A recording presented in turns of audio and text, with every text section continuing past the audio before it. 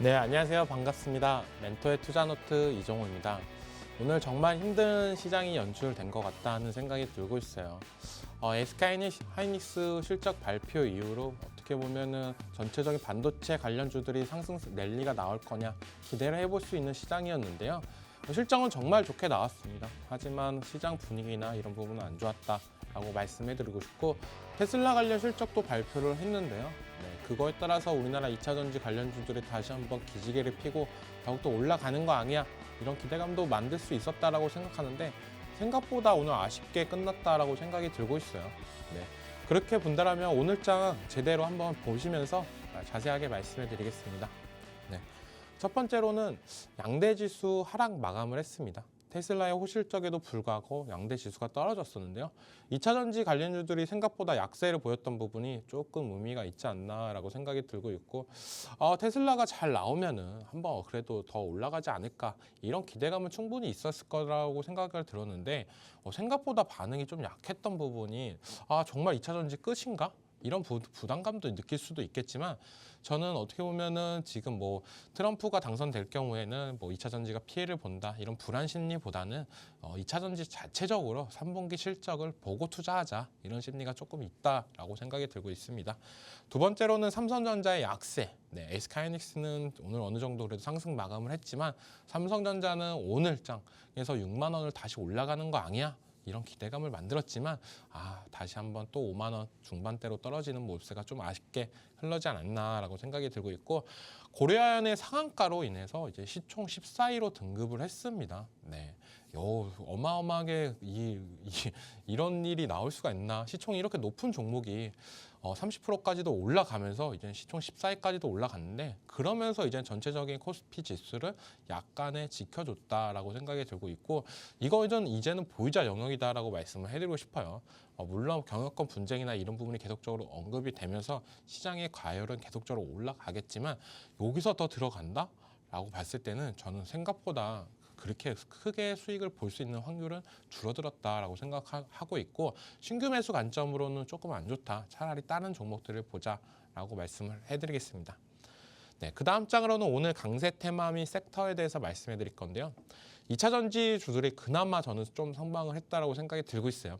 물론 테슬라만 봤을 때는 더욱더 올라갔어야 되는 시장이었지만, 저는 어떻게 보면 전체적으로 봤을 때는 2차 전지가 분위기가 좀 많이 안 좋았습니다. 요즘 뭐 트럼프 관련해가지고 뭐 트럼프 지지율이 올라가면 올라갈수록 2차 전지가 조금 약한 모습세를 보였는데, 저는 그거는 언론 플레이일 가능성이 높다라고 생각이 들고 있어요.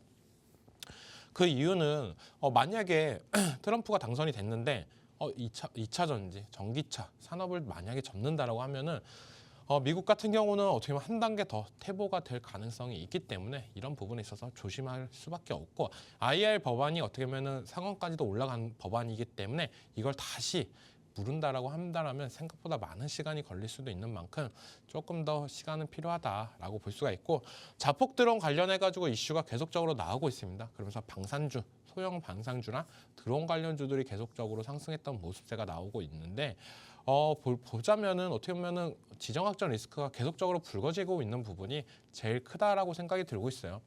시장에서는 어떻게 보면 안 좋은 얘기만 나오고 있으니까 투자자 입장에서는 신규 자금이나 이런 부분을 더 해야 되냐, 아니면은 더 지켜보고 나서 들어가야 되냐, 이런 갈림길에 많이 있다라고 생각이 들 만큼 요즘 시장에서는 어떻게 보면은 자금이 안 들어오고 있다, 이 얘기를 정말 많이 들어보셨을 거다라고 생각이 들고 있는데, 그런 부분이 이제 현실적으로 나오고 있다라고 생각이 들고 있고, 미국 대선이 이제 얼마 안 남았습니다. 정말 이제는 어떻게 보면은 진짜 2주밖에 안 남았다라고 생각이 들 정도로 가까워졌는데, 이거에 따라서 어떻게 보면 투자자들의 약간 눈치 보기 장세가 나오지 않을까. 해리스가 되던 트럼프가 되던 결과를 보고 나서 진입하는 게 낫지 않을까. 여기서 불확실성이 있는 시장에서는 굳이 내가 적극적으로 투자하는 것보다는 보고 투자하자, 이런 관망 심리가 좀 강하다라고 생각이 들고 있고, 미국 국채금리가 올라가는 모습세가 어떻게 보면 우리 시장에서 조금 달갑지 않는 모습세가 나오고 있는 부분이, 환율도 올라가고 있는 부분이 조금 국내 시장에 부정적으로 다가온다라고 생각이 들고 있어요. 그만큼 우리 시장이 조금 안 좋은 모습세가 나오고 있지만, 테슬라의 호실적, 그러면서 자율주행 관련주, ESS 관련주들이 조금 강세를 보였다는 건 좋은 현상이다라고 말씀해드리고 싶고, 그 다음으로는 제일 중요한 뉴스였다고 말씀을 해드리고 싶습니다. SK하이닉스가 역대 분기 최대 영업이익을 달성을 했습니다. 컨센서스상에서는 매출이 18조 370억 원 정도, 그리고 영업이익이 6조 대를 예상을 했었던 부분이 3분기 실적이 나왔는데 매출은 컨센서스상 낮았어요. 근데 매출보다 더 중요한 게 있죠. 얼마만큼 벌었냐. 근데 영업이익으로는 거의 예상치보다 더욱더 많이 번 모습세가 나왔는데 이러한 이유로는 HBM 그리고 ESSD 이렇게 고부가가치 제품들이 중심적으로 판매가 되는 모습세가 나오니까 영업이익이 더욱더 좋았다라고 볼 수가 있고 SK하이닉스 입장에서는 많은 언론사나 많은 전망을 하는 부분이 HBM 선두 경쟁에서 우위를 점하고 있다. 이 우위가 약 1년 정도는 계속될 전망이다라고 하는 만큼 삼성전자가 오늘 약세를 보였던 부분이나 이런 부분은 어떻게 보면 SK하이닉스가 너무 잘 나갔기 때문에 삼성전자가 더욱더 힘을 못 썼던 부분은 아닐까라는 생각이 들고 있고 삼성전자의 잠정 실적이나 이런 부분을 봤을 때 정말 이제는 SK하이닉스가 반도체로는 더욱더 이제는 가파르게 올라가고 있구나. 삼성전자 들고 있는 주주 입장에서는 조금 안타까운 모습세가 나오고 있지만 계속적으로 언급을 했던 부분이 있었습니다. 삼성전자 살 바에는 차라리 SK하이닉스를 들어가시는 게 낫다라고 했던 부분이 HBM 차이로 인해서 너무 극명하게 나뉘는 모습세가 나뉘고 있다라고 여겨지고 있고 이런 현상은 미국에서 어떻게 보면 엔비디아, 인텔만 비교를 해봐도 우리가 느낄 수 있다라고 생각이 들고 있어요. AI에 집중적으로 했던 반도체 기업과 AI를 조금 등한시했던 기업가의 차이는 주가로 반영이 된다라고 하고 있고 그런 기술력 격차들은 많은 시간과 노력이 필요하다. 그 모습을 어떻게 보면 삼성전자는 우리가 워낙 좋아하는 기업이고 극복을 할 수 있겠다라는 기대감으로 지금도 계속 응원을 하고 있지만 주가의 상승 탄력은 아직도 잘 안 나오고 있는 부분 차라리 외국인들의 수급을 보고 들어가자라고 저는 계속적으로 말씀을 해드리는 게 가격이 싸다라고 무작정 들어가는 건 전 아니다라고 말씀을 해드리고 싶어요. 그런 모습세보다는 그래도 비빌 언덕을 하나 정도는 있었으면 좋겠다라고 생각이 들고 있기 때문에 외국인들의 수급만 체크해보면서 삼성전자를 대응하신다면 보다 나은 투자 방법이 되지 않을까라고 생각이 들고 있습니다. 그럼 전체적으로 오늘 장에 대해서 간략하게 말씀해드렸는데요. 그럼 잠시 후에 제가 오늘도 멘토의 투자노트 빨간 펜 시간에 준비한 내용이 있으니까요. 그것도 끝까지 시청 부탁드립니다.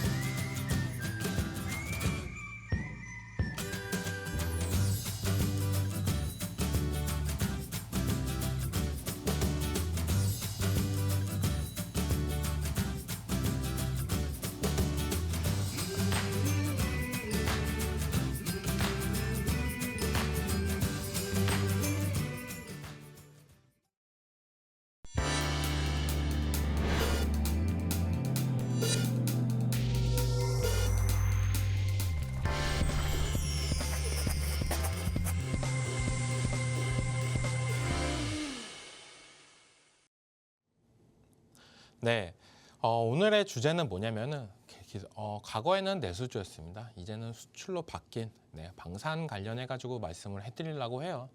요즘 어떻게 보면은 계속적으로 얘기가 나오고 있는 게 국제 정서 불안이나 이런 심리도 많고 어떻게 보면 우리나라 대통령이 폴란드로 가면서 더욱더 방산의 추가적인 수출이나 이런 기대감을 충분히 만들고 있다라고 생각하는 만큼 우리는 지금 시기에서는 조금만 더 방산을 지켜봤으면 좋겠다라고 말씀을 해드리는 부분이 3분기 실적도 긍정적으로 나올 확률이 높고 그런 부분 그리고 하반기로 갈수록 그리고 내년으로 갈수록 만약에 경기가 진짜 안 좋아져도 수주잔고가 어느 정도 탄탄한 기업들을 들어가시는 게 괜찮다라고 생각이 들고 있어서 지수가 안 좋을 때는 저는 항상 방산과 조선과 전력기기를 보라고 합니다.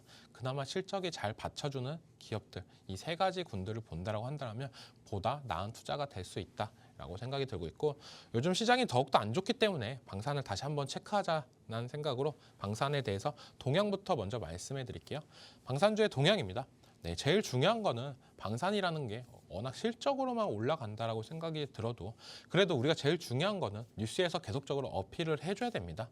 네, 그래야 우리가 계속적으로 보고 이거에 관련된 종목들이 어떤 종목들이 있을까, 그리고 이게 계속적으로 불안 심리가 더욱더 올라갈 수 있을까, 확산이 될 수 있을까, 이런 뉴스가 계속적으로 자극 나와야 더욱더 사람들의 매수세는 더 들어온다, 신규 매수세는 더 들어온다라고 생각이 들고 있는데, 지금 얘기가 나오는 게 러시아 우크라이나 사태가 너네끼리만 싸우는 게 아니라 지금 북한에서 러시아 쪽으로 파병을 보내준다는 얘기가 계속적으로 나오고 있는 부분이, 어떻게 보면 우리나라 입장에서는 이걸 어떻게 대응을 해야 되냐, 만약에 북한이 간다라고 하면 우리나라도 우크라이나를 더욱더 적극적으로 지원을 해줘야 되냐, 이런 갈림길에 많이 있다 라고 생각이 들고 있고, 만약에 북한에서 여기서 많은 피해나 이런 부분이 발생하고 어떻게 보면 안 좋은 부분이 생길 경우에는 더욱더 전쟁이 확산될 가능성은 충분히 있다라고 생각이 들고 있어요. 러시아도 그렇고 북한도 그렇고 핵무기를 보유한 국가입니다. 그렇기 때문에 이 전쟁이란 부분이 더욱더 확산이 돼서 만약 핵미사일까지도 쏜다라고 하면 정말 큰 타격이 볼 수가 있는 부분이고, 그렇기 때문에 이런 불안정 국제 정서, 이런 부분 때문에 방산이 더욱더 지금에서는 가치가 있지 않나라고 생각이 들고 있고, 다음 장으로 보시면 제일 중요한 거다라고 생각이 들고 있어요. 우리가 지금 국내 주식 관련해가지고는, 국내 시장 관련해가지고는 계속적으로 얘기를 해드리는 게 유동성이 너무 없다. 너무 어떻게 보면 신규 자금이나 이런 부분이 안 들어오고 있고, 삼성전자가 너무 싼 가격대지만 매수세는 너무 안 들어오고 있다. 이런 얘기를 많이 들어보셨을 거예요. 제일 중요한 거는 어떻게 보면 시장에서 제일 중요한 건 신규 자금 유입이나 이런 부분인데, 지금 하나은행에서 방산주 ETF를 미국에 상장하려는 추진하는 모세가 나오고 있습니다. 만약에 추진돼서 상장이 된다라고 하면 이제 국내를 떠나서 외국인들의 자본까지도 더욱더 들어올 수 있는 부분이 더욱더 기대가 될 수 있는 부분이다라고 저는 생각이 들고 있고, 지금도 하나에어로스페이스, 현대로템, 한국항공우주, 하나오션, LRG넥선 이런 종목들이 높다라고 생각을 하실 수가 있어요, 우리가. 하지만 여기서 더욱더 신규 자금이나 이런 부분이 들어온다라고 하면 저는 더욱더 추가 상승을 있을 거다라고 생각이 들고 있고, 여기에 구성된 종목들을 집중적으로 한 번씩 살펴볼 시간도 있으니까요. 보다 좀 이따가 자세하게 말씀해 드리겠습니다. 네, 그렇다고 하면 방산주의 동향, 제가 계속적으로 언급해드렸던 부분이 트럼프 관련해가지고, 그리고 해리스 관련해가지고 계속적으로 말씀을 드렸잖아요. 미국 대선이 멀지 않았다. 그렇다고 하면 지금 지지율로 봤을 때 트럼프가 더욱더 높은 부분이 있는데, 그렇다라고 하면 트럼프가 만약에 당선이 됐어요. 그러면 어떤 종목들이 수혜를 볼까라고 봤을 때 방산주가 수혜를 볼 가능성은 높다라고 얘기가 많이 나오고 있는 부분이 있습니다. 첫 번째로는 대문제 개입을 줄여 국제 경찰의 역할을, 미국의 역할을 축소한다는 얘기를 많이 들어보셨을 거예요. 트럼프가 계속적으로 얘기가 나왔던 거는 너네 다른 나라를 위해서 방위비가 너무 많이 들어가고 있다. 이런 부분은 우리 절감을 할 거다. 우리가 언제까지 세계의 경찰일 수는 없다. 이런 얘기를 많이 들어보셨을 건데, 그런 부분을 계속적으로 어필을 한다라고 본다라면 다른 나라까지도 이제는 약간의 불안 심리, 우리가 기존에 지켜줬던 사람이 사라진다라고 하면 우리 자체적으로 지켜야 된다. 그럼 국방비를 늘릴 수밖에 없다라고 저는 생각이 들고 있어요. 그렇다라고 하면 어떤 제품을 살 거냐, 이런 고민이 되게 많으실 거다라고 생각이 들고 있는데, 러시아 거를 살 거냐, 미국 거를 살 거냐. 물론 러시아나 미국계 제품이 더 좋을 수는 있습니다, 우리나라보다. 하지만 러시아가 제품을 살 경우에 미국의 눈치를 볼 가능성이 있고, 미국 거를 살 경우에는 러시아나 중국의 눈치를 볼 가능성이 있습니다. 그렇기 때문에 저는 어떻게 보면 우리나라 무기가 이런 정치적, 국제 정치적 관련해가지고는 제일의 최선책이 되지 않을까. 우리나라 같은 경우에 미국과 동맹 국가이기도 하고, 중국과 계속적인 수출과 수입을 하는 국가이기 때문에 어느 정도 우리나라 제품을 산다라고 하면 전 세계적으로 이해는 해줄 거다. 얘네가 돈이 없어서 이 제품을 샀구나라고 생각을 해볼 수 있는 부분도 있고, 정치적 관련해가지고는 저는 조금 어떻게 보면 더욱더 메리트가 있기 때문에 계속적으로 우리나라 방산주 제품들이 올라가고, 물론 성능 또한 뛰어나다는 평가가 계속적으로 있습니다. 그렇기 때문에 더욱더 탄력을 받아서 올라가지 않을까라고 생각이 들고 있기 때문에 괜찮다라고 말씀해드리고 싶고, 양안 갈등을 억제하기 위한 동아시아내 집단 방위 모델의 필요성 등이 핵심입니다. 네, 지금은 중동 쪽, 그리고 러시아, 우크라이나 쪽, 이쪽도 계속적으로 나오고 있지만 중국 관련해가지고는 동아시아나 이런 쪽에서도 계속적으로 얘기가 나오고 있고, 그런 부분에 있어서 우리는 어떻게 보면 자주 국방이 더욱더 한층 더 올라갈 가능성은 있다라고 라고 생각이 들고 있고, 만약에 해리스가 당선이 돼도 저는 방산이 타격을 그렇게 받을 거냐라고 본다면 아니다라고 먼저 말씀을 해드리고 싶어요. 지금 방산주가 가파르게 올라가고 있을 때가 언제냐 본다면 바이든 때입니다. 바이든 정권인데도 방산주는 잘 올라가고 있어요. 그렇다고 하면 그 정권을 이어받는 해리스는 어떻게 보면 방산주의 피해를 볼 거냐라고 봤을 때 저는 그 부분은 아니다라고 생각하는 만큼 누가 됐던 방산주한테는 조금 더 상승 여력은 충분히 있다라고 여겨지고 있습니다. 그렇다고 하면 다음번에는 방산주의 동향 어떤 부분이냐? 그래, 국제적인 정서 그런 부분도 알겠고, 지정학적 리스크, 그리고 대선 누가 되던 어느 정도 방산은 탄력을 받을 가능성도 있다라고 볼 수가 있는데, 제일 중요한 거는 이 회사 자체, 우리나라 방산 기업들이 돈을 잘 벌고 있냐 안 벌고 있냐, 이게 제일 본질일 것 같다는 생각이 들고 있습니다.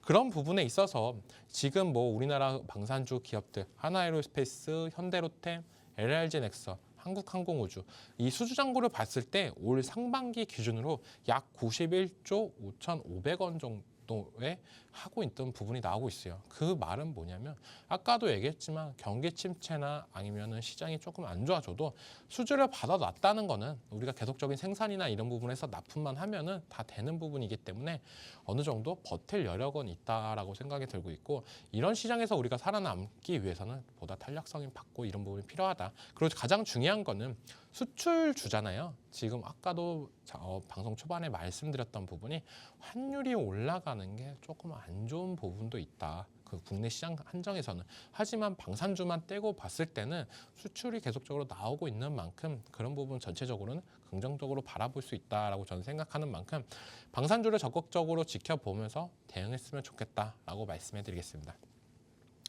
그러면은 이제는 제일 중요한 거죠. 네, 그럼 방산주 관련해가지고 많은 종목들이 있잖아요. 방산도. 거기서 어떤 종목들이 뭘 하고 있는지 우리가 다시 한번 체크를 해보면서 가져 나갈 필요는 있다라고 생각하는 만큼 오늘도 방산 관련주에 대해서 차근차근 말씀해드리겠습니다. 첫 번째로는 하나에로스페이스라는 종목이에요. 네, 지금 국내 시장에서 어떻게 보면 하나에로스페이스를 빼고 말할 수가 없다라고 생각이 들고 있는데, 방산이면 방산, 우주항공이면 우주항공, 이름 그 자체적으로 어떻게 보면 만능적으로 다 하고 있다라고 생각이 들고 있고, 자주포, 장갑차, 뭐 K9 관련해가지고 지금 폴란드 얘기가 계속적으로 나오고 있는 만큼 긍정적인 모습세. 그리고 누리호 관련해가지고도 발사할 때도 하나에로스페이스가 어떻게 보면 영향을 받으면서 올라갔던 부분, 이런 부분을 전체적으로 봤을 때 이 종목이 국내 방산주를 이끌고 있다라고 저는 생각이 들고 있고, 그거는 뭐 다들 아실 거다라고 생각이 들고 있습니다. 그럼 차트를 보면서 마저 설명해 드리겠습니다. 네, 첫 번째로는 하나에로스페이스였는데요. 네, 이 종목을 보시면은 기업이 이제는 합병이랑 분할도 다 이루어졌습니다. 어떻게 보면은 지배구조 개선이나 이런 부분이 더욱더 탄력을 받을 수 있다라고 생각하시는 분들도 되게 많아요. 네, 어떻게 보면은 장남 쪽으로, 방산 쪽으로 집중해주는 모습세, 하나가 이제 나아가는 모습세가 더욱더 탄력을 받았다라고 저는 생각이 들고 있고, 이런 그 자체가 어떻게 보면 하나잖아요. 한국 하약의 줄임말인데요. 얼마 전에 여의도 불꽃 축제할 때도 어마어마하게 불꽃을 터뜨리면서 어떻게 보면 우리나라 어떻게 보면 이 화학이 더욱더 올라갔구나라고 생각을 할 정도로 탄력을 많이 받았다라고 생각이 들고 있어요.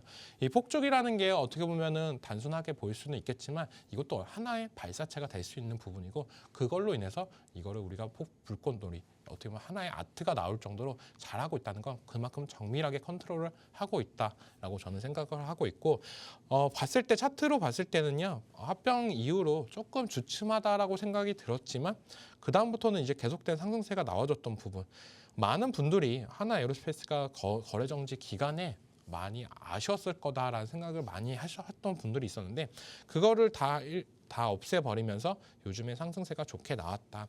40만 원 부근에서 한 번의 브레이크는 걸렸지만 어떻게 보면 마디가 저항을 받았다라고 저는 생각이 들고 있어요. 우리가 차트를 보면서 기술적 분석이나 이런 부분을 할 때 뭐 어떻게 보면 10만 원 단위로 30만 원, 40만 원, 뭐 20만 원, 30만 원 이럴 때마다 한 번씩 저항이 왔던 부분이 있었는데요. 그런 부분 이때도 보시면은 20만 원을 하고 나서 약간의 조정세를 거치고 나서 다시 한번 올라가줬던 모습도 나왔잖아요. 지금도 40만 원 문턱에서 한 번의 조정은 나왔다라고 저는 생각이 들고 있어요. 이 부분을 다시 한번 올라간다라고 하면은 저는 또 긍정적인 모습세는 나올 가능성이 높다라고 생각이 들고 있고 지금 20만 원, 30만 원대마다 한 번씩 저항이 맞았던 모습세는 있었고 40만 원도 딱 그 모습세다. 지금은 어떻게 보면은 아름다운 조정이다라고 생각이 들고 있고 실적 시즌에 맞춰서 실적도 긍정적으로 나온다라고 하면 다시 한번 40만 원 위까지는 충분히 돌파할 여력은 있다. 그렇다면 하면 이 종목 같은 경우는 얼마 때부터 모아가면 좋겠냐? 저는 항상 얘기하는 게 하나 에어로스페이스 같은 경우는 21선 부근에서는 매수를 하자라고 말씀을 해드리는 부분이 되게 커요. 그리고 61선일 때는 팔자. 이게 어떻게 보면 상승 탄력을 받고 있는 종목들의 어떻게 보면 대응법이다라고 말씀해드리는데 하나 에어로스페이스를 보다가 한미반도체라는 종목을 한 번 더 볼게요. 왜냐하면 차트상 관점으로 우리가 지켜봐야 되는 부분도 있기 때문에 이 종목 같은 경우도 제가 작년부터 계속적으로 좋은 회사다. 사도 된다. HBM 시대가 왔고 SK하이닉스 그다음에 한미반도체로 이루어지는 HBM 밸류체인을 보고 적극적으로 투자했으면 좋겠다라고 말씀해드렸습니다. 21선에서 이렇게 올라갈 때는 21선 부근에서 사면 어느 정도 수익을 챙겨 나갈 수 있는 부분이 만들어지고 있고 아까도 얘기했다시피 61선이 깨질 부분에서는 이제는 물량을 정리해야 된다. 라고 말씀해드리는 부분이 하나 에어로스페이스도 얼마까지 더 올라갈지 몰라요. 근데 우리가 거기서 이제는 짧게 수익을 챙기는 것보다는 어느 정도 비중을 모았다가 수익도 보고 다시 또 조정이 들어왔을 때 사고 이런 부분이 좋다. 만약에 한미반도체 지금 차트를 봤을 때 21선부터 모아가고 나서 61선에서 이제는 이탈을 했을 때 정리를 했다라고 하면 지금 가격대까지 빠져도 그렇게 어려운 부분은 없다라고 생각하는 부분이 크고 다시 한번 하나 에어로스페이스로 본다라고 하면은 제가 왜 고점인 부분에서도 적극적으로 하시라고 하는 부분이 이해가 가실 거다라고 생각하는 부분이 지금 높습니다. 높아도 어떻게 보면 특정한 가격대를 제일 지켜주고 있는 모습세. 그렇기 때문에 21선 부근에서는 모아 가시는 전략은 아직도 유효하다라고 말씀해 드리겠습니다. 네, 그렇다라고 하면 다음 종목은 어떤 종목이냐? 네, 하나 에어로스페이스를 얘기를 했으니까 그 다음 종목은 이제 LRG 넥선이죠. 오늘 드론 관련해 가지고 얘기도 많이 나오면서 LRG 넥선도 어느 정도 상승 탄력을 받는 거 아니야? 이런 기대감도 만들었던 부분이 있었는데요. LRG 그룹 계열의 종합 방위산업 업체입니다. 네, 대공, 대잠, 대지, 공대지, 수중무기 등 정밀 타격 제품인데요. 우리가 흔히 알고 있는 미사일, 청구 그리고 방어 시스템 뭐 이런 부분에 있어서 LRG 넥선이 잘하고 있다라고 보시면 되고 청군 같은 경우에는 어떻게 보면 중동 쪽으로도 많은 수출 모멘텀이나 이런 부분에 얘기가 나오고 있잖아요. 그만큼 계속적으로 지켜볼 필요는 있다. 이 미사일 같은 경우는 한 번 쓸 때마다 어떻게 보면 다시 한번 또 사면서 충전을 해야 되는 부분이 있기 때문에 소모품입니다. 그리고 우리가 훈련 같은 거 많이 하시잖아요. 실전 훈련이나 이런 부분을 할 때마다 이런 미사일을 발사를 한다면 다시 한번 또 LRG 넥선에 구매를 할 수밖에 없는 부분이기 때문에 이 발사체만 필요한 게 아니라 미사일까지도 계속적인 납품이나 이런 부분이 모멘텀은 있다라고 보시면 되고 계속적으로 어떻게 보면 방산에서 중요한 한 축을 당당을 했다라고 저는 생각이 들고 있어요. 차트상으로 보셔도 하나 에어로스페이스가 거래 정지 기간에서도 이 종목 같은 경우도 계속적인 상승세나 이런 모멘텀은 보여줬다라고 생각이 들고 있고 과거에 이제는 어떻게 보면은 실적이 너무 좋게 나오니까 직원 복지 차원에서 롯데월드까지도 빌리면서 우리 정말 고생했습니다 하면서 직원들 복지까지도 챙겨줬던 모습도 나왔었습니다. 그런 전체적으로 봤을 때 이 종목도 어떻게 보면 한 번의 고점의 구간에서 하나 에어로스페이스와 정말 비슷하게 흐름을 이어져 가고 있는 종목 중에 하나다라고 생각이 들고 있고 물론 상승률적이나 수익률적으로는 하나 에어로스페이스가 더욱더 잘 올라가고 있는 점이 있기 때문에 어떻게 이 두 종목 중에 선택을 하시는 분들 같은 경우는 하나 에어로스페이스를 더욱더 사시는 게 더 괜찮다라고 말씀을 해드리고 싶어요. 아직까지는 하나 에어로스페이스가 시세를 리딩하고 있고 그런 모습을 따라가고 있다. 만약에 삼성전자나 SK하이닉스랑 비슷한 흐름이 나올 경우에도 뭐 그런 말씀을 해드리지만 지금은 약간의 디커플링이 되는 점. 하지만 LRG 넥선과 하나 에어로스페이스는 약 커플링 되면서 올라가주는 모습세가 나오고 있습니다. 그리고 고점이다라고 생각을 하셔도 지금 거래량을 보시면은 거래량이 안 나오고 있네. 그렇다라고 하면은 외국인들의 수급세도 한 번 정도는 체크해 볼 필요는 있다라고 말씀을 해드리는데 수급 체크를 했을 때 개인들만 팔고 있네. 개인들은 지금이 고점이다라고 생각이 들고 있고 외국인과 기관들은 지금보다 더욱더 올라갈 수 있는 여력이 있다라고 생각을 하면서 사고 있는 건가? 우리가 이렇게 추측을 할 수 있는 부분이 있는 만큼 아직 고점은 저는 더 올라갈 수 있는 여력은 만들고 있다라고 생각을 하고 있고, 이 LRG 넥슨도 집중적으로 보셨으면 좋겠다라고 말씀해 드리겠습니다. 네, 그 다음 종목으로는 이제는 또 한 축, 요즘에 또 잘 올라가려고 하는 종목이 있죠. 네, 이 종목 같은 경우에 한국항공우주인데, 국내 대표 방위산업체의 수요자인 한국정부와 계약을 통해서 군용기 연구 개발 그리고 생산을 하고 있다라고 보시면 돼요. 그러니까 어떻게 보면은 우리나라 비행기 그런 부분에 있어서 제일 많은 역할을 하고 있고, 공군 쪽이랑 가장 역할을 마치면서 올라가고 있는 종목이다라고 보시면 되는데, 전체적으로 보면은 뭐 수출이나 이런 모멘텀은 어느 정도 있지만은 주가 탄력이나 이런 부분 봤을 때는 정말 안 올라가는 종목이다라고 보실 수가 있습니다. 이런 종목들을 대응할 때는 저는 항상 한국항공우주를 얘기했던 부분이 5만 원이다. 이 종목은 5만 원이 오면 그냥 사야 된다라고 했던 부분이 있었습니다. 딱 차트를 보시고 선을 그어 놓으시면은 딱 정말 박스권으로 계속적으로 놀았던 부분이 있어요. 박스권으로. 네. 이제는 한 번 정도는 더 올라갔으면 좋겠다라는 생각도 강한데, 6만 원 선에서 항상 저항을 맞고 떨어졌던 부분도 있고, 이번에도 만약에 6만 원 저항을 맞고 다시 한번 5만 원까지 기회가 온다라고 하면, 이 방송을 보시는 분들은 한국항공우주는 5만 원 선에서는 모아가도 괜찮은 종목이구나. 지금 전체적으로 봤을 때 5만 원 딱 선이 거의 다 바닥 구간이었던 부분이 보이시고, 5만 원 이상에서 6만 원 사이에서 계속적인 있었던 주가. 그렇다고 하면 우리가 기업 분석에서 재무제표를 볼 필요는 있다라고 말씀을 해드리고 싶어요. 재무제표를 봤을 경우에 이 회사가 계속적인 영업이익이나 매출액이 올라가고 있냐라고 본다면, 영업이익은 계속적으로 상승을 하고 있고 이번 연도도 기대하시는 부분이 더욱더 큰 부분이 있습니다.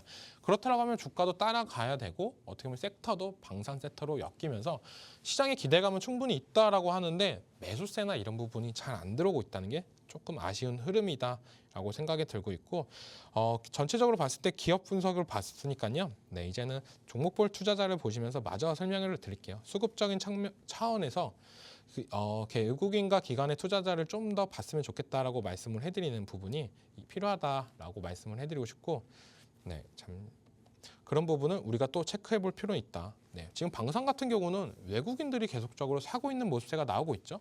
네. 왜 외국인들이 지금부터 담아갈까라고 생각했을 때, 진짜 나스닥에 상장하는 거 아니야? 그 전에 미국 증시에 상장하는 거 아니야? 그 전에 먼저 담아놓고 수익을 챙기는 거 아닐까? 이런 생각도 하고 있지만, 어떻게 보면 한국항공우주가 워낙 지금도 저평가가 되고 있다라고 생각이 들고 있고, 지금 5만 원권 바닥이라고 말씀해드렸지만 지금 가격도 저는 괜찮다라고 보고 있어요. 물론 6만 원 선 이번에 돌파를 하면서 다시 한번 올라간다라고 하면, 우리가 박스권을 돌파했을 때 가장 큰 상승세가 나온다라고 말씀을 해드리는 부분이 뭐냐면, 이 계속된 이어졌던 1년 여간의 박스권을 돌파하고 다시 한번 고점 63,000원을 돌파하면, 그때부터 매물대가 또 없는 구간이기 때문에 상승 탄력을 받을 가능성은 충분히 있습니다. 그렇기 때문에 이 종목 같은 경우는 지금 정도에 들어갔다가 6만 원 돌파를 예상하고 좀 더 지켜보자. 만약에 안 될 경우에는 진입했던 가격에서 정리를 해도 어떻게 보면 안전한 종목이 될 수도 있다라고 생각이 들고 있고, 그렇게 매매를 진행하다가 나중에 이제 또 까먹고 있다가 어느 날 봤는데 5만 원이야. 그러면 한 번 정도는 담아도 수익을 볼 수 있는 종목이다라고 말씀해드리겠습니다. 네, 그리고 다음 종목으로 넘어가면은 오늘 장에서도 어느 정도, 그리고 이번 주에 조금 빚을 발했던 종목이 있었는데요. 퍼스텍이라는 종목입니다. 후성그룹의 계열의 방위산업 전문 업체인데요. 후성이라는 회사를 알고 계신 분들도 많을 거다라고 생각이 들고 있어요.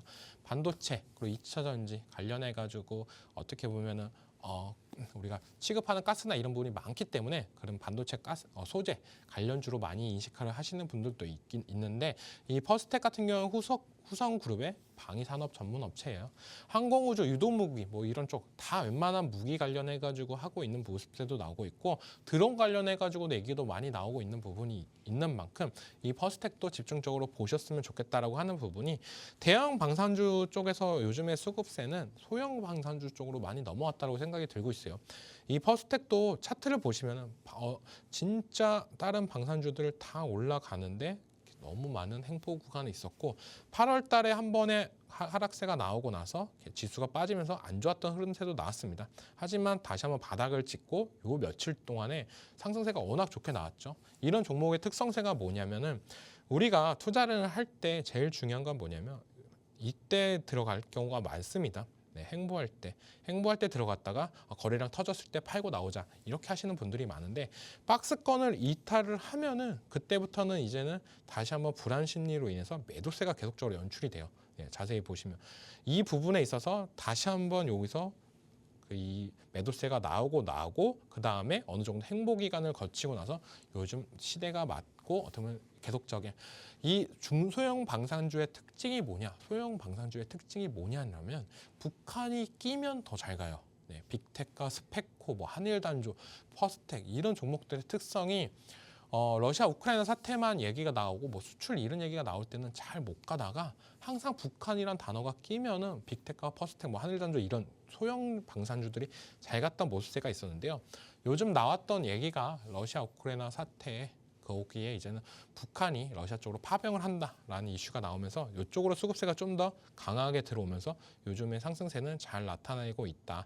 이런 종목들 같은 경우에는 조금 더 고점을 찍고 조정에 들어왔을 때 들어가시는 것도 좋은데요. 항상 얘기해드리는 건 N자형 파동을 조금 더 노렸으면 좋겠다라고 말씀해드리는 부분이 고점을 찍고 우리가 무작정 들어가는 게 아니라 어느 정도 떨어지는 걸 보고 나서 고점을 찍고 나서 조정이 들어옵니다. 우리는 항상 조정이 금방 끝날 거야 하면서 이럴 때 많이 들어가시는 분들이 있는데 이럴 때 들어가시는 것보다는 어느 정도 가격대 3,300원 부분부터 모아가시는 전략이 맞지 않나. 거기서부터 3,000원 사이, 이 사이까지도 어느 정도 모아가는 구간이 있기 때문에 좀 너프하게 모아가시다가 다시 한번 상승세가 나오면 수익을 보고 나오시는 전략, 이렇게 말씀해 드리겠습니다. 네, 퍼스텍까지 말씀해 드렸고요. 그 다음 종목은 이제 비텍입니다. 네, 이 종목도 어떻게 보면 제일 많이 북한에서 미사일을 쐈다라고 하면은 계속 장 초반에 상승세가 많이 나왔던 종목이었고, 우리나라 같은 경우는 빅텍 지수라고 뭐 이런 얘기도 많이 해요. 네, 빅텍이 올라가면 지수가 떨어진다 이런 얘기도 많이 나왔었는데요. 요즘에는 조금 그 약발이 많이 떨어졌던 것 같다는 생각도 들고 있고요. 방산 관련 전자전 시스템 및 방향 탐지 및 피하 식별기, 뭐 전원 공급기 이런 제품들을 하고 있기 때문에 방산주로 분류된다라고 보시면 되고요. 차트를 보시면서 말씀해 드리는 게 제일 빠를 거다라고 말씀해 드리고 싶어요. 과거에는 빅텍이 이렇게 급등을 할 경우에는 지수가 엄청나게 빠졌던 부분도 있었습니다. 하지만 요즘은 빅텍이 좀 약해졌다라고 말씀을 해드리는 게 뭐냐면, 과거에는 빅텍이 엄청 급락하는 모습들을 계속적으로 보여주니까 사람들이 이 종목을 내가 고점에 들어가면 물릴 가능성도 있다. 그런 부분이 생기면서 요즘에는 좀 약한 모습세가 나오고 있고, 기업 분석으로 보시면은 이 빅텍이라는 기업이 요즘 또 탈락했던 모습세가 실적이 생각보다 안 좋게 나오고 있어요. 과거에는 그나마 흑자를 계속적으로 했던 부분이 있기 때문에 급등이 나와도 들어갈 수 있는 용기가 생기는 부분은 실적인 기업이 시총도 작네 이러면서 들어갔던 부분이 있었는데요. 이제 작년에 실적이 조금 안 좋게 나오고 그런 부분에 있어서 방산 다 좋은데 실적이 안 좋은 거는 좀 뭔가 문제가 있나 라고 생각을 하면서 요즘은 한 차례 많이 꺾였다. 그 바톤을 한일단조라는 기업이 받았다라고 저는 생각이 들고 있고, 이 종목은 요즘엔 차라리 안 보는 게 낫다. 많이 없어진 종목이다라고 생각을 해주셨으면 좋겠습니다. 네, 그 다음으로는요, 코츠테크놀로지라는 종목인데요. 네, 이 종목은 제가 어떻게 보면 정말 좋아하는 기업 중에 하나다라고 먼저 말씀을 해드리고 싶어요. LRG 넥선이랑도 연관성이 많은데, 이 싱글보드 컴퓨터 및 군용 전시기, 무기 체계용, 탑재용 컴퓨터 장치를 만듭니다. 우리가 미사일이나 이런 부분을 쏠 때 군대 갔다 오신 분들은 아실 거예요. 뭐 이거를 좌표 계산이나 이런 부분을 하면서 컴퓨터가 필요한 부분도 있고, 거기 세팅을 하면서 우리가 해야 되는 부분이 있는데, 이게 원래는 다 수입을 해서 썼던 부분이 있었어요. 하지만 이 기업이 다 국산화를 하면서 어떻게 보면 한 차례 더 올라갈 수 있는 부분, 우리나라 방산 기업들이 더욱더 국산화를 하는 이유는 뭐냐면은, 이 제품이 만약에 우리가 해외 쪽으로 수출을 해야 돼요. 국산 제품을 다 만들었다라고 보면 이 납품이나 이런 부분이 빨리빨리 이루어지면서 납품이 더욱더 탄력을 받을 수가 있는데, 만약에 부품이나 이런 부분이 수입하는 부분이 있다라면 그거에 맞춰서 스케줄을 짤 수밖에 없기 때문에 이런 부분이 좀 늦어질 수밖에 없다. 그런 부분이 만약에 있다라고 하면 고객 입장에서는 조금 답답한 부분도 있다라고 생각을 하고 있는데, 그 부분에 있어서 국산화를 설계했던 부분, 이런 부분이 좀 더 시장의 각광을 받고 있지 않나라고 생각이 들고 있습니다. 그럼 차트를 보고 말씀해 드리면요, 코츠테크놀로지 같은 경우는 정말 좋은 종목이다라고 말씀을 해드리는 부분이 뭐냐면, 실적이 보면 계속적인 우상향을 하고 있습니다. 21년도부터 매출액 그리고 영업이익이 꾸준하게 올라가고 있고 매출액 대비 영업이익을 보면은 다른 방산 기업들보다 어떻게 보면은 영업이익률이 더욱더 높은 모습세가 나오고 있어요. 그 말은 뭐냐면은 우리가 하는 제품들이 고부가 가치 제품이구나라고 판단을 해볼 수가 있는 부분이고 전체적으로 봤을 때 LRG 넥슨과 가장 많은 역할이 있다라고 말씀해 드렸잖아요. 천공이 납품될 때마다 이 코츠 테크놀로지 관련해 가지고 매출적인 측면은 올라간다. 가치 제품도 판매가 되는 부분이 있기 때문에 올라갈 수 있다라고 생각이 들고 있고 대주주 지분이나 이런 부분을 봤을 때 저는 정말 많이 들고 있다. 어떻게 보면 약간의 품절주 느낌도 나요. 유통 물량이 생각보다 적습니다. 네, 대주주 지분이 거의 합치면은 자사주까지 포함하면은 거의 50%가 50% 정도대이기 때문에 시총으로 봤을 때는 유통 물량이 500억 정도밖에 안 되는 점이 있고 지금 자리에서도 저는 충분히 공략이 가능하다.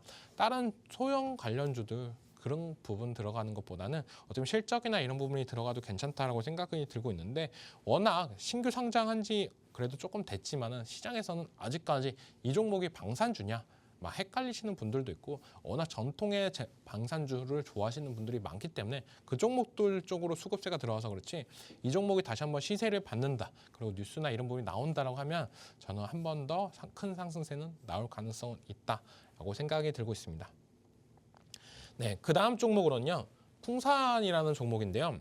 네, 이 종목이 요즘 많이 핫해졌다라고 생각이 들고 있어요. 네, 방산 관련해 가지고는 이제는 어떻게 보면 구리값 영향을 많이 받던 종목이다라고도 볼 수가 있는데 구리 가격이 어떻게 보면 중국의 이제 부양 정책이 나오면서 중국 증시가 급등을 하면서 구리 가격도 많이 올라갔던 모습세가 있었는데 지금은 조금 주춤하지만 그래도 풍산 차트는 다시 한번 올라갈 수 있는 모습세를 만들고 있는데 그 이유가 뭐냐면 풍산에서 하고 있는 이유가 각종 탄약류를 제조를 하고 있어요. 우리가 총을 쏘거나 총을 쐈을 때 탄피나 이런 걸 봤을 때 이게 구리 제품으로 보시는 분들도 되게 많으실 거예요. 그리고 뭐 전차나 이런 부분에 들어가는 탄약 엄청 크죠. 대구경 탄약도 있고 소구경 탄약도 있는데 그런 부분에 있어서 이 풍산이 제품을 만들고 있는 부분이 더욱더 메리트로 작용할 수가 있다고 생각이 들고 있고 지금 러시아 우크라이나 사태가 전쟁이 계속적으로 장기전으로 가고 있는 만큼 사용되는 탄피나 탄약이 계속적으로 늘어날 수밖에 없다. 매출적인 측면이나 이런 부분은 더욱더 가파르게 올라가고 있는 모습세가 나오고 있다라고 생각이 들고 있고 얼마 전에 이번 상반기에 구리 가격이 많이 오르면서 실적이나 이런 부분이 많이 개선됐던 부분도 있어요. 그렇기 때문에 이번 연도 예상하는 실적치도 작년 대비 너무 많이 올라갔던 모습세도 있고 실적이나 이런 부분을 긍정적으로 바라볼 수가 있는 포인트는 만들어졌다. 주가도 지금 이 종목 같은 경우는 항상 7만 원 부분이 제일 말썽이었어요. 7만 원을 돌파하려고 하거나 아니면 돌파를 하고 나서 약간씩 조정이 나왔다라고 전 생각이 들고 있는데 이 종목도 이제 요즘 방산 흐름이 다 좋잖아요. 이제 한 번 정도는 뚫어줄 가능성은 있다라고 생각이 들고 있고 이 종목 같은 경우는 6만 원에서 5만 5천 원 사이는 이제는 충분히 모아가도 괜찮지 않을까. 구리 관련해 가지고는 어떻게 보면 상승할 수 있는 여력은 충분히 있다라고 생각을 하고 있는 부분이 구리가 이렇게 탄피냐 탄약에만 들어가는 게 아니라 우리가 케이블에도 많이 들어갑니다. 네, 케이블에도 많이 들어가는데 지금 어떻게 되고 있냐. 미국에서 전력난 슈퍼사이클 이런 얘기가 계속적으로 나오고 있잖아요. 그런 만큼 우리가 조금 더 집중을 해보면서 이 구리 가격이 올라가면 수혜주, 바로 풍산이라는 종목도 기억을 해주셨다가 대응을 해주셨으면 좋겠다라고 말씀해 드리겠습니다. 네, 그러면 방산주 관련해가지고 전체적으로 한번 다 말씀을 해드렸는데요. 그래도 제일 중요한 게 뭐냐. 이종호 멘토가 보고 있는 어떻게 보면 탑픽 종목에 대해서 궁금하신 분들이 되게 많으실 거다라고 저는 생각이 들고 있는데 그 부분에 있어서 보다 자세하게 말씀해 드릴 예정이니까요. 끝까지 시청해 부탁드리겠습니다.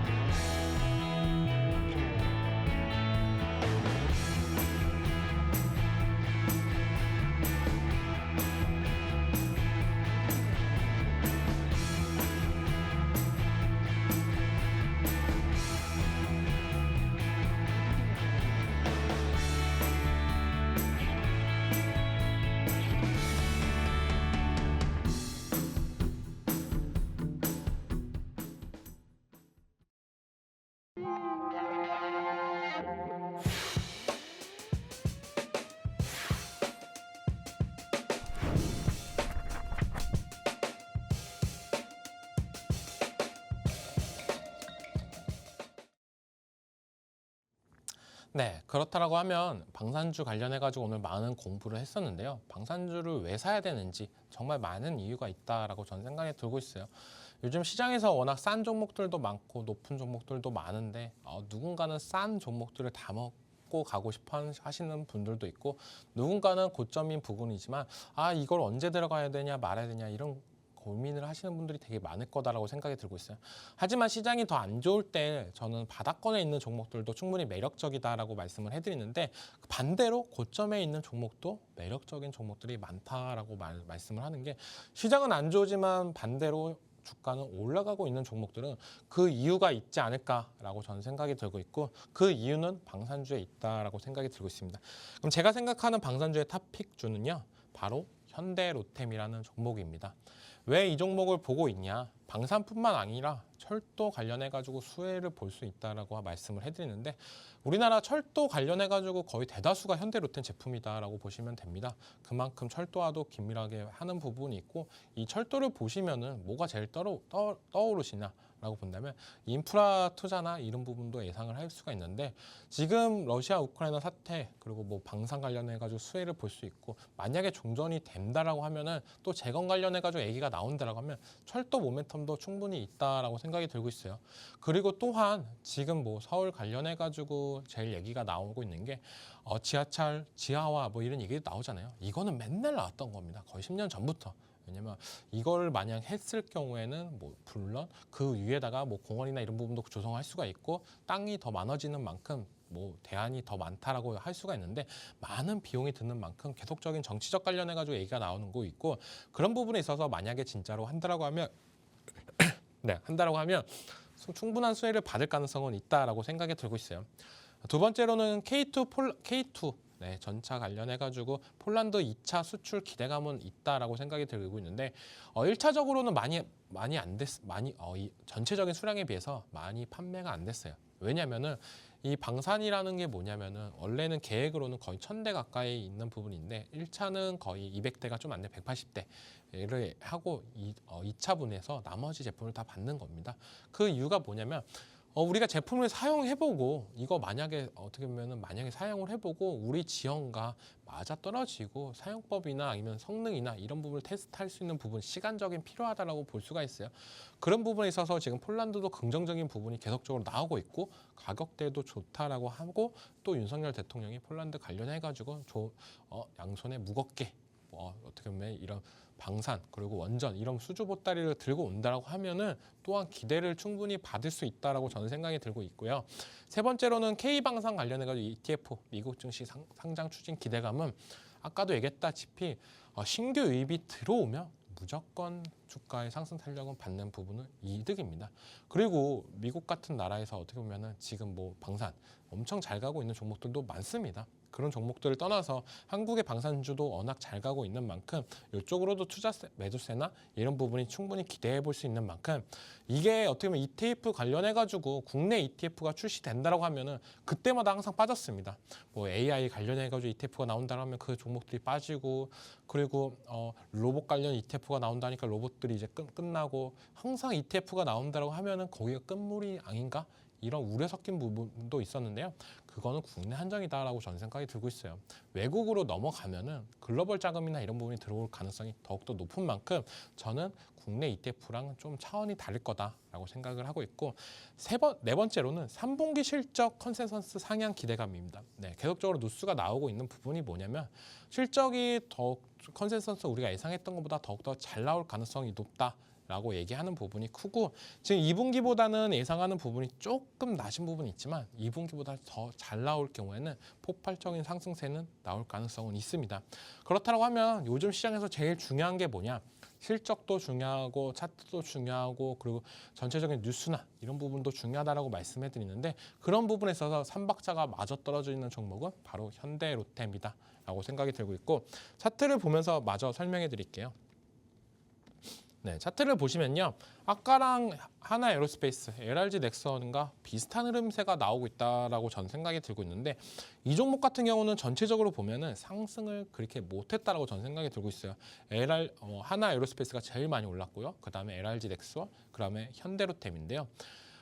하나 에어로스페이스 같은 경우나 LRG 넥슨 같은 경우나 지금 어떻게 보면 단위대가 거의 10만 원, 20만 원대 단위다. 근데 현대로템 같은 경우는 아직도 6만 3천 원 구간이고 방산 쪽으로만 봤을 때는 이 나머지 기업에 비해서 수주잔고나 이런 부분이 모자랄 수도 있는데요. 철도까지도 같이 본다라고 하면 충분히 승산은 있다라고 생각이 들고 있고 외국인들의 매수세나 이런 부분을 볼 필요는 있다라고 생각이 들고 있어요.